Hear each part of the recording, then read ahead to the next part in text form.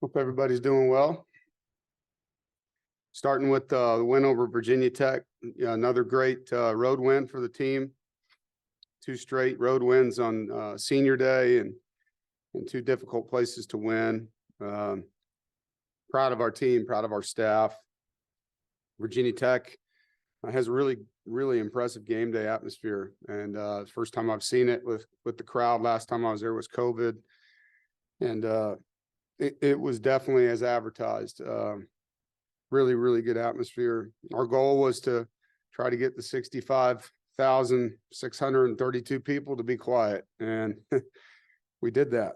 And guys did a great job executing, and the demeanor that our kids played with was very aggressive. We were very efficient, and I was really proud of how we came out and played that first half in particular. I thought offensively we were physical, protected Brennan well against a good defensive front, had a lot of sacks going into the game, only gave up one. We had over 200 yards rushing until the last three plays where we were just milking out the clock. But we were very efficient and explosive, 13 explosive plays in the game. So that was the most we had all season. And in the first half, our defense was stellar with the exception of the reverse that we gave up after the kickoff return. And that was disappointing. We had a blitz call that should have hit that in the backfield and just didn't execute.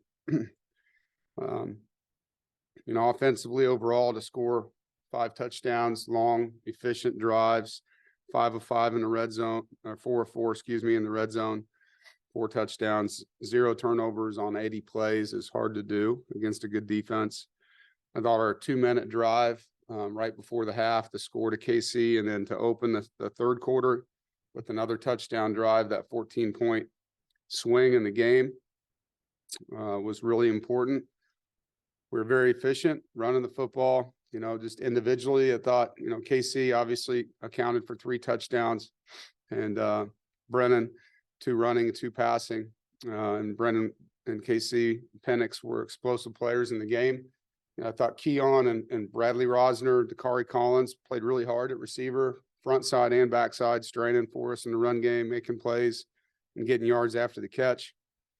Both tailbacks, Delbert Mims and Kendrick Raphael, ran hard, protected the quarterback and protected the football. And, I thought Jordan Poole and Isaiah Shirley made a significant difference in the run game. The offensive line battled and did a really nice job, like I said, playing against a good D-line. Areas we can improve, the 3 pre-snap penalties. One was a delay game, 2 false starts, set us back. We had 1 drop. But it was a good football game for our offense. On defense, like I said, really good first half. The 1 interception in the second half by Bishop Fitzgerald was a great play. I thought we defended their tailback and quarterback run game very well. The couple of the quarterback runs were on 3rd and extra long QB draws where they didn't get first downs. The 1 reverse was the explosive. And I thought Savion and Peyton played exceptional. We dominated on 3rd down. I think we were over 85% effective on 3rd down.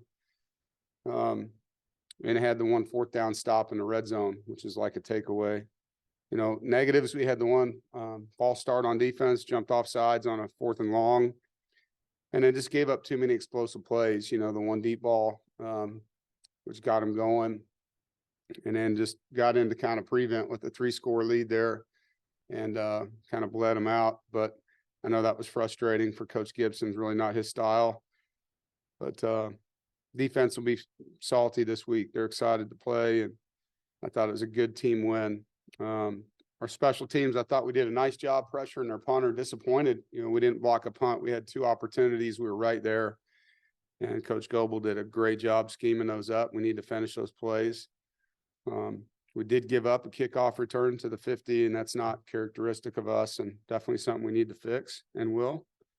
And now on to our rival UNC. Great rivalry game, oldest in the ACC.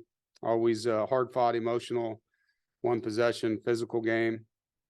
And it's senior day for us, and a great honor. You've heard me talk about this before, but as a head coach, something I take really personal. to be in that tunnel with them the last time for those guys that are true seniors with no eligibility left. And 11 guys fit that bill for us this year that are out of eligibility, walking out on the field with them one last time, letting them go out there and be with their parents, and excited. There'll be a handful of guys out there that still have the COVID year or 1 year left. I guess you would say we're still in that, maybe 2 more years where guys have an extra year. So you'll see some guys that aren't seniors out there that, have to decide if they're going pro or coming back, those kind of things. But we'll allow them, obviously, the opportunity in case they do decide to go pro. But senior day is important, and guys like Peyton Wilson, for him, it's going to be an emotional day. Guys like that have been through a lot, and these guys have a lot of stories. Derek Eason, guys that have been here a long time. It's a great group of young men that sacrificed a lot for our program and have done great things.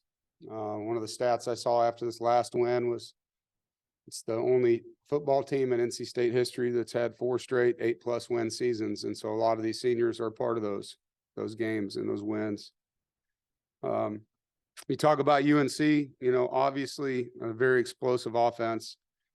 They're balanced, play with tempo. They're up tempo team, averaging over 75 snaps a game, and they're at the top 1 or 2 or 3 in almost every category on offense. And Drake May is a terrific competitor, good athlete, can run, stands tall in the pocket, sees the field, throws every ball that you'd want him to throw. Running back, Hampton's playing really well for them, one of the top rushers in the country, and leads the conference in rushing, physical back. A bunch of receivers to throw the football to, tight ends.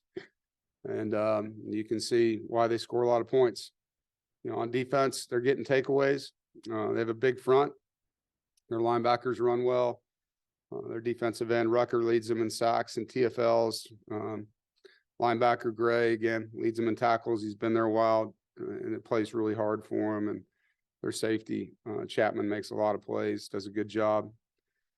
And they're where they're supposed to be. They're well coached, and this is one of those games where records and stats, even though this is a pretty evenly matched game when it comes to those things, it doesn't matter. It's a rivalry game, and love playing in them.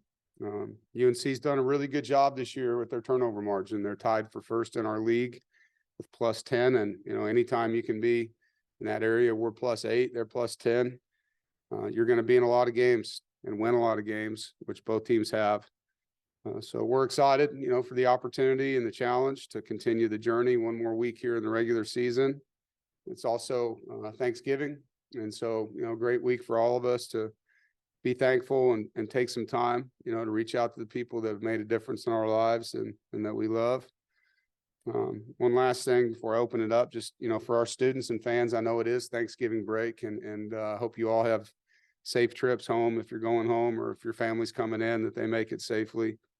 But please make sure that doesn't deter you from being at the game Saturday night. We need our fans in the house, packing the Carter, wearing red, supporting this senior class that's worked really, really hard, and being a factor for us when our defense is on the field and their offense. Make it hard for them to hear. We need you to be students of the game that way in this one with your volume. When their offense is on the field and our defense is out there, you need to be our 12th man. And you've done that for us various times throughout this season. And I'm asking for that favor here in the last game at home of this season.